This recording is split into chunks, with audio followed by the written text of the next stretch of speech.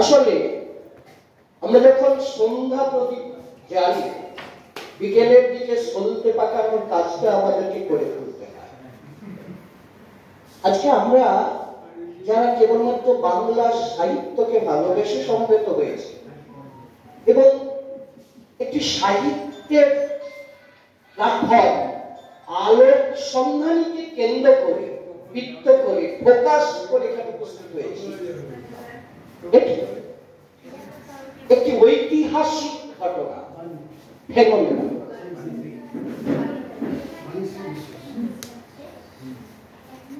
আমাদের এই যে সত্তা, আমার আমি,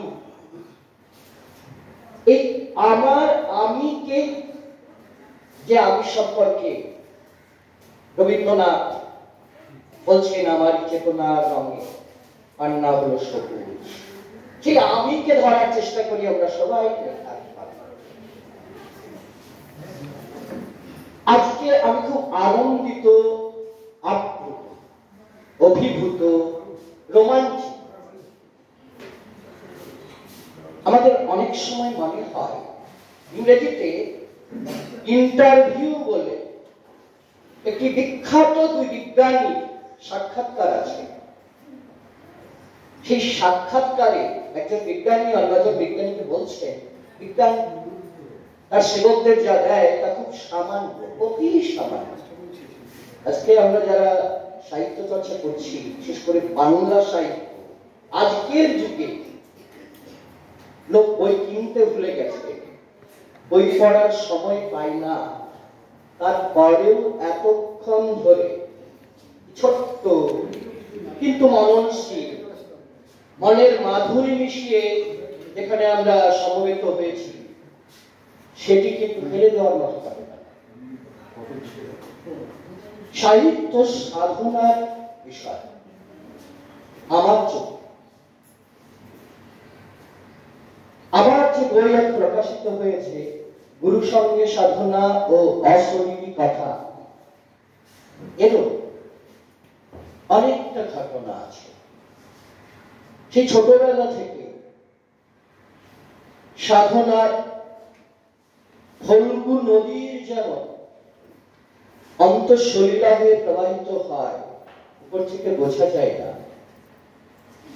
আমাদের চেতনার স্তরে যারা প্রচ্ছদ আঁকেন, প্রচ্ছদ শিল্পী,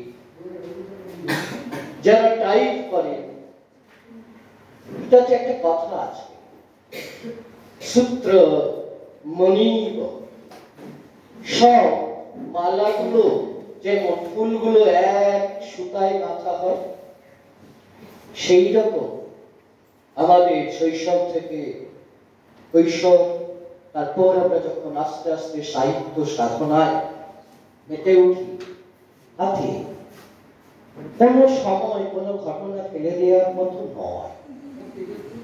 আপনারা অনেকেই অরুণ মিত্রের ঘাসফড়িং কবিতা পড়েছেন। ঘাসফড়িং, এতদিন কারো ধারণা ছিল না ঘাসফড়িং নিয়ে কবিতা হতে পারে, কিন্তু যারা জাত শিল্পী, জাত কবি, তারা করে দেখান। অমিয় চক্রবর্তী পিঁপড়েকে নিয়ে তাই কবিতা লেখেন, যেটি হয়ে ওঠে অসাধারণ।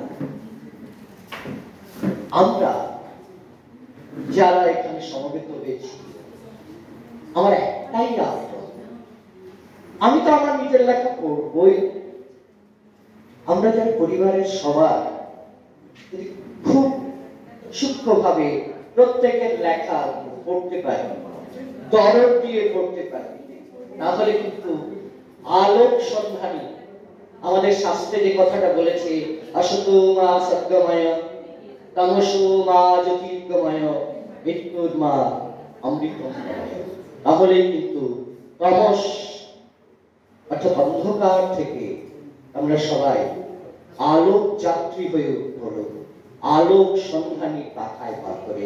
সবাইকে নমস্কার, ধন্যবাদ। আমার বইটি আপনারা সংগ্রহ করবেন, পড়বেন, মতামত দেবেন। অখ্যাত গ্রামের অজ্ঞাত লেখকের এই